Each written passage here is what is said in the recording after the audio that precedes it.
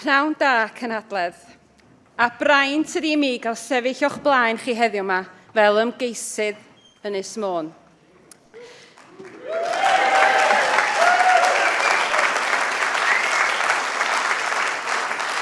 Mae'n siŵr bod rhan fwyaf ohonoch chi'n adnabod i fel arweinydd Cyngor Sir Ynys Mon, ond pnawn yma dwi eisiau rhannu ychydig mwy efo chi o pwy ydy Llinos Medi a pam dwi wedi rhoi yn enw ymlaen i fod yn ymgeisydd i San Steffan. Hogan o Fôn ydw i, merch ffarm o bentref Llanfona, a wedi cael y mywyd addysgol i gyd ar yr ynys, ysgol gynradd, yr uwchradd a coleg Menai yn Llangefni.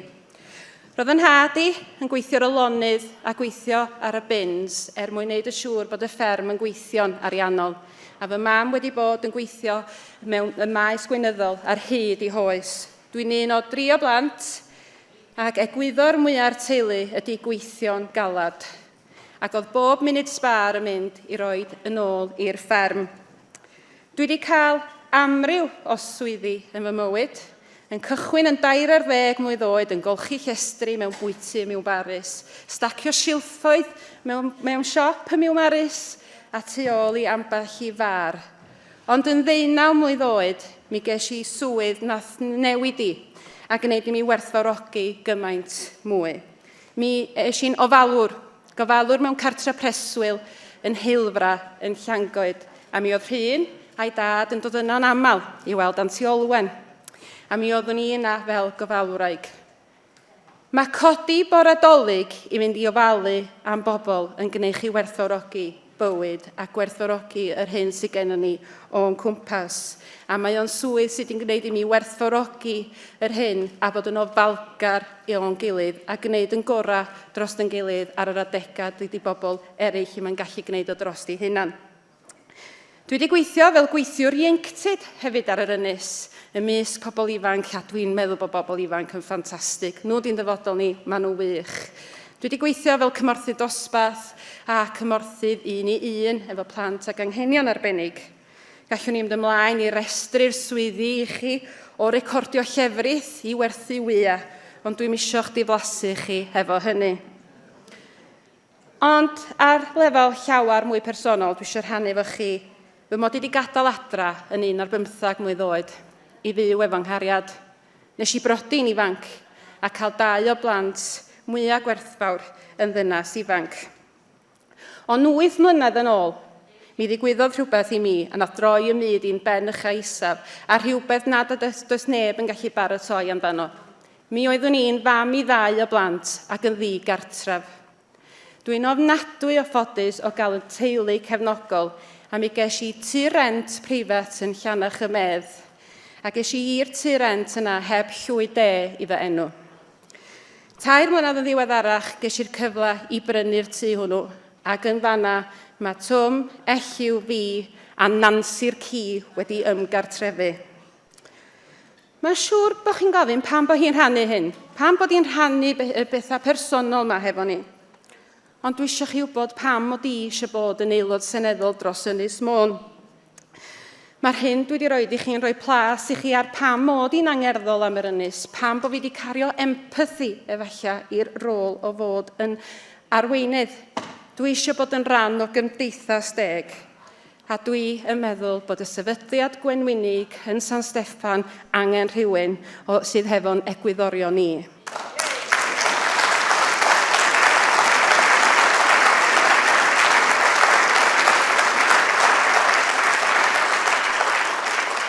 Da ni wedi gweld wythnos dwytha Cynhadledd y toriad wedi'w adeiladu ar gelwydd.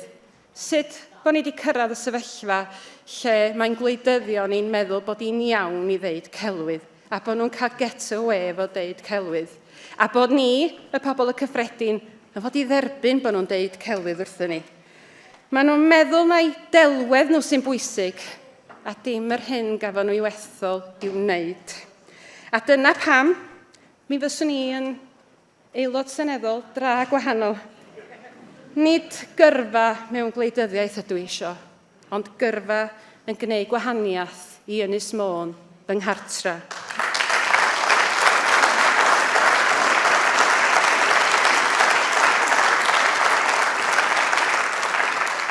It's hard to believe, 10 years ago, my political career started after being persuaded by a few individuals here to put my name forward to be a candidate for Talabolion Ward. And I thought that I wouldn't get in. I didn't think that anybody would elect me to be a councillor. But they did, and I became the youngest councillor in Ynys Mon Council in 2013, became the leader of the opposition in 2015, and became the first female leader of the Ynys Mon Council in 2017.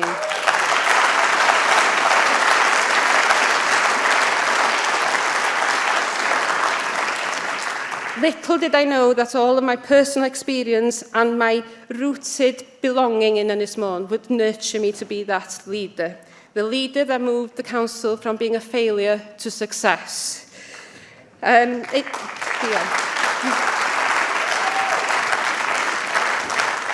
it's important to note that a lot of people worked hard, being officers and elected members, to make that move.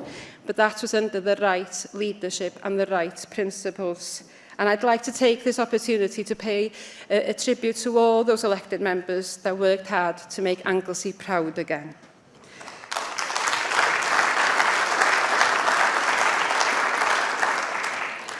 Ond dim swydd hawdd ydi arwain, a daeth hynny'n fwy amlwg yn ystod Covid. Ond mae'n swnio'n rhyfedd iawn, ond nes I fwynhau arwain yn ystod Covid, oherwydd fy mod I wedi bod yn ofalwr mewn cartrefi henod, oherwydd oedd gennau 2 blant yn y tŷ oedd yn trio dysgu o bell, oherwydd oedd gennau deulu oedd yn hunan gyfogledig ac yn cynnal busnesau hun ac yn ymwybodol o'r heriau. Ond yn ystod Covid, o rhaid I mi wneud penderfyniadau anodd. Tra roedd y llywodraethau yn anwybyddu y gwyddoniaeth o awyru ac y pwysigrwydd o awyru, yn Ynys Mon, mi oeddan ni yn hyrwyddo awyru cyn I hyd yn oed sefydliad iechyd y byd gwneud hynny. Mi oedd gennym ni faneri ar hyd yr ynys ac hyd yn oed tu allan I ysbyty Gwynedd yn deud awyru, newch awyru mwyn atal yr ymlediad. Hefyd, drwy weithio mewn partneriaeth, ni oedd yr awdurdod cyntaf yn Deyrnas Unedig I gael teclynau CO2 allan i'r ysgolion ac i'n carteri preswyl mewn cydweithrediad efo Menter Mon. Mi oeddwn ni'n mynd yn groes I unrhyw argymelliad gan Iechyd Cyhoeddus Cymru a mi oeddwn ni'n gwneud hyn oherwydd o'n ni'n gwybod nad oedden nhw'n gwneud y gorau I ddiogelu pobl yn Ynys Mon ar yr adag yna. Ac yna, pan ddaeth yr outbreak gyntaf yn Llangefni, yr argymhelliad I ni oedd agor ysgolion Mon, ond nes I wrthod. Nes I wrthod agor ysgolion Mon oherwydd oedd gan neb digon o afal ar ymlediad y Covid mwyn wneud yn siŵr bod Ynys Mon yn saff, a mi oeddwn ni eisiau diogelu pobl Ynys Mon. Doedd y 2 benderfyniad yna ddim yn penderfyniadau hawdd. Os rhywbeth oeddwn ni'n cael nifer yn herio fi am y penderfyniadau yna. Yr rheswm dwi'n rhannu hynna hefo chi ydy, mi ydw i'n berson neu sefyll I fyny yn erbyn y sefydliad I wneud beth sy'n iawn I Ynys Mon, yn wahanol I rhai sy'n cael ei arwain o'r sefydliad.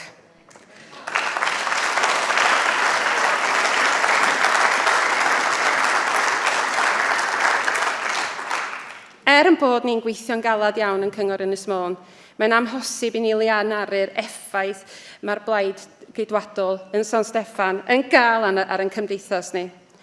Dwi'n mynd I rannu 2 ystadegyn sydd yn rhysdau yn ofnadwy. Yn y 12 mis dwytha, da ni wedi gweld cynnydd o 100% mewn defnydd banciau bwyd ar Ynys Mon. Mae tlodi plant rwan, mae 2 o bob 10 o plant yr ynys yn byw mewn tlodi 20% o'n plant ni. Yn plant ni di'n dyfodol ni. Os da ni eisiau gweld y Gymru newydd, os da ni eisiau gweld y Gymru ffyniannus, yn plant ni wneith I gyflawni fo drosto ni, y plant sy'n mynd I yma I falu amdano ni, pan fydda ni ddim yn gallu gwneud fel oeddwn ni yn Heilfra. Mae'n rhysdau I bod ni ddim yn edrych ar ôl yn plant yn iawn. Meddyliwch amdano, planhigyn yn egino, mae rhywun yn gofalu amdano fo. Maen nhw'n edrych ar ôl o, bwydo fo, rhoi gwres priodol i'r planhigyn mwyn I wylio fo'n tyfu.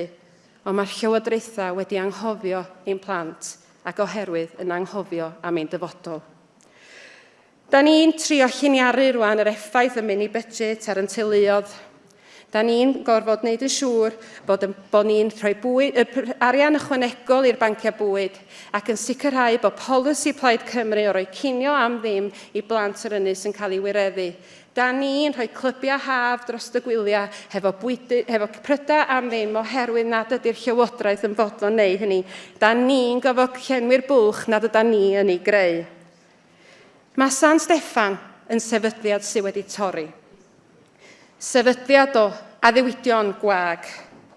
Sefydliad sy'n bwydo casinab ac yn gweithio yn groes i gymdeithas gyfartal, a dwi'n meddwl bod hynny'n ofnadwy o drist. Mae o'n sefydliad sydd â gwleidyddion yn poeni mwy am grym nag am ansawdd bywyd ein trigolion.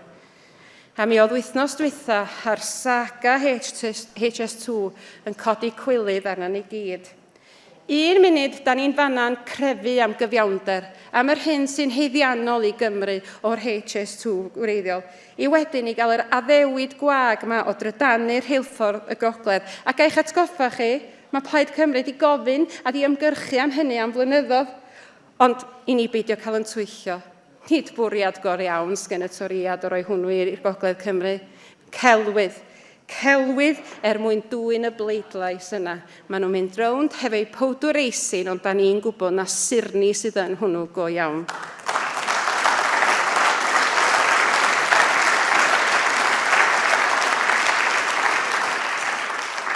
A mae rhaid ni fod yn effro i'r blaid lafur.